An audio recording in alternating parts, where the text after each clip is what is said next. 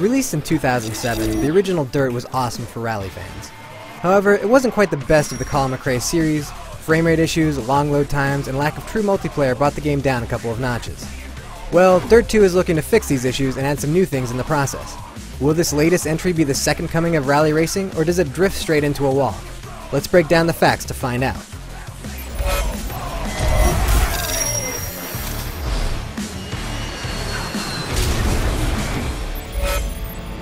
One of the marketing hooks of Dirt 2 is that you get to live the life of an action sports star. I was hoping this meant you get to score with some busty women and your own reality TV show, but I guess not.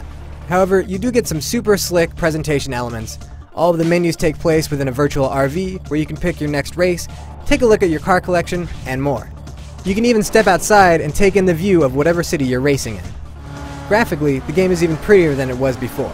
The reflections, car damage, and track details all look great. The game also loads much faster and generally has a stable frame rate. There's a lot of real-world racers who pop up and lend their voices to the game, which is a nice touch for fans and lends a strong sense of credibility to the title. And the race is sitting.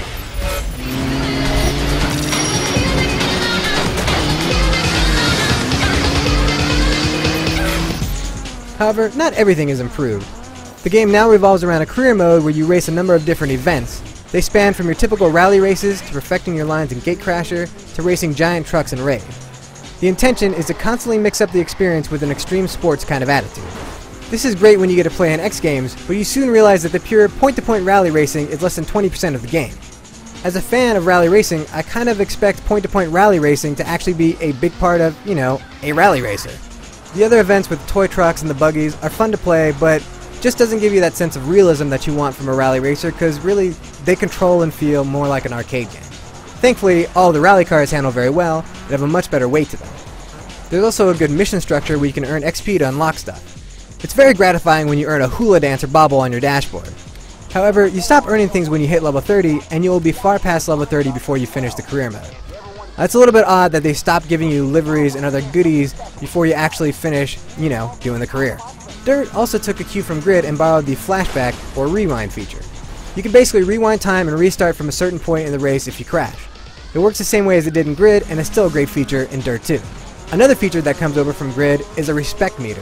That's right, you can earn respect from your fellow drivers and become allies with them the more you race with them. The only issue is that this is not dynamic at all. You can pretty much run over Travis Pastrana's dog and he's still going to be your best friend. Trust me, I've done it. Of course, the biggest addition is full online multiplayer.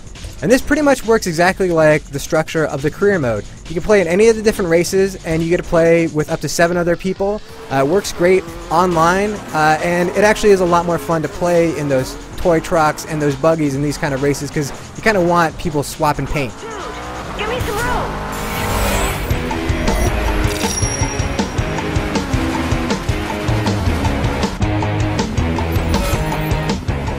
Dirt 2 has improved on many of Dirt 1's problems, and yet it's still not really all that better.